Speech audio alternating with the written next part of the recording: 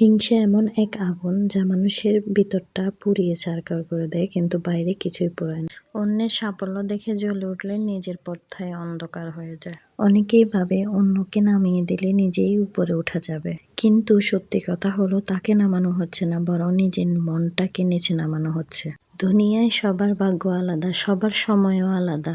অন্যের সাফল্য দেখে কষ্ট পাওয়ার আগে ভাবো আমার সময়ও আসবে।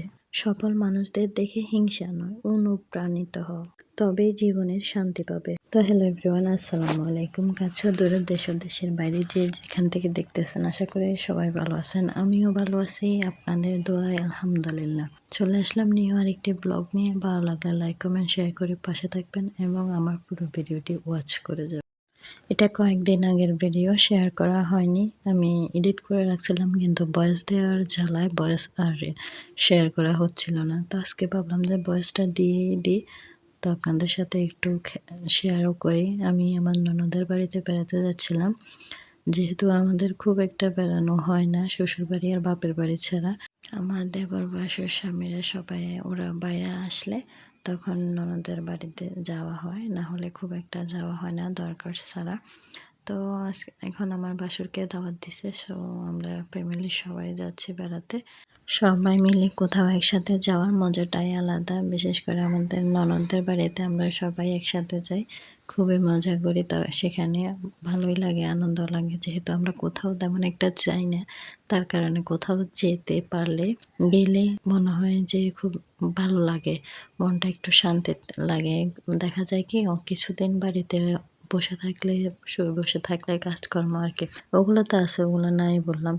এমনিতে কিছুদিন বাড়িতে থাকলে মনে হয় যে একটু যদি বাইরে থেকে ঘুরে আসতাম ভালো লাগতো। মানে কাজকর্ম সবকিছুর মধ্যে একটা একঘেয়েমি ব্যাপার চলে আসে, ভালো লাগে না, তখন শান্তি লাগে না।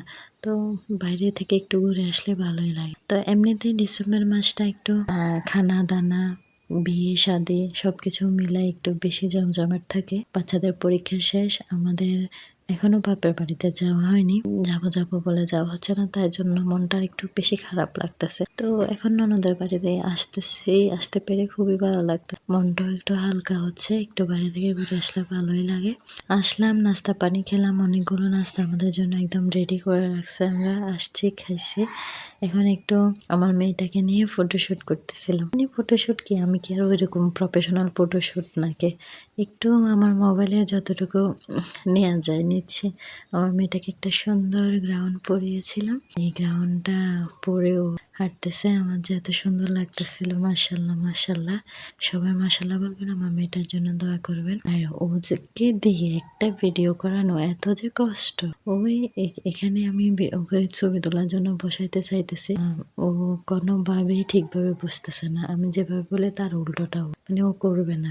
ওকে আসলে বাচ্চাদের ছবি তোলা অনেক কষ্ট, কিভাবে মানুষের বাচ্চাদেরকে নিয়ে ব্লগ করে আমি জানি না, কিন্তু আমারটা নিয়ে আমি ব্লগ করতে আমি পারি না। ওকে কিছু একটা করতে বলে ও করতে পারে না বা করে না, এত দুষ্ট আমার মেয়েটা মাশাআল্লাহ। তো এদিকে আমরা দুপুরে হয়ে গেল, সবাই খেতে বসছে। এখানে আমাদের জন্য অনেক রকমের আইটেম করছে, আমি একটু একটু করে নিয়ে সবগুলোই খাচ্ছি। অনেকদিন পরে আরেকজনের রান্না খাচ্ছি। সবসময় নিজেদের রান্না, নিজেদের একঘেয়েমি খাবার খেতে খেতে বিরক্ত।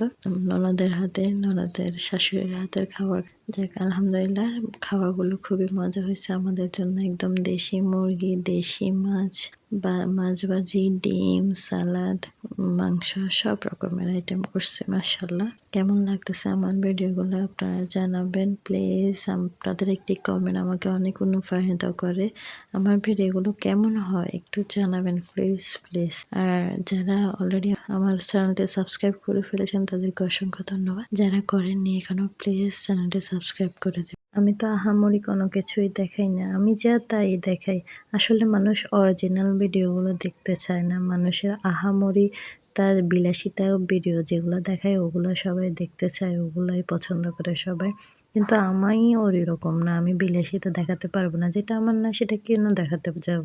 একটা টি কর্নার, যারা ওখানে বসে হয়তো কোনোদিনও এক কাপ চা খায় না, কিন্তু একটা টি কর্নার দিয়ে ও কি সুন্দর করে ভিডিও করে ছাড়তেছে। আমি টি কর্নার করছি, ওইখানে খাচ্ছি, ডাইনিং টেবিলে হয়তো একদিনও ভাত খায় না, কিন্তু দেখা যায় কি ভিডিও করার সময় ডাইনিং টেবিলে সবকিছু নিয়ে গুছায় ভিডিও করতেছে। আমি বিলাসিতা করি না, আমি গ্রামের মানুষ, গ্রামে থাকি, গ্রামীণ ভিডিওগুলোই আপনাদের সাথে একটু একটু করে শেয়ার করি। প্লিজ যাদের এরকম ভিডিও পছন্দ তারাই দেখবেন।